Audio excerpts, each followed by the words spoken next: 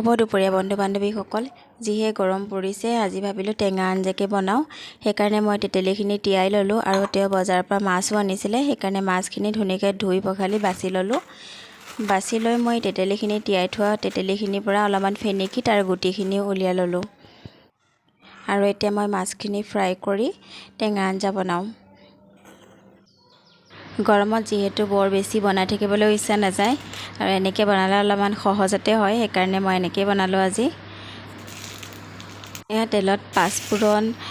জলকীয়া পিঁয়াজ এনেকৈ দি মই তেল মাৰি ভাততে দি থৈছিলোঁ আলু বইল হ'বলৈ সেয়া বইল হোৱা আলু দি এনেকৈ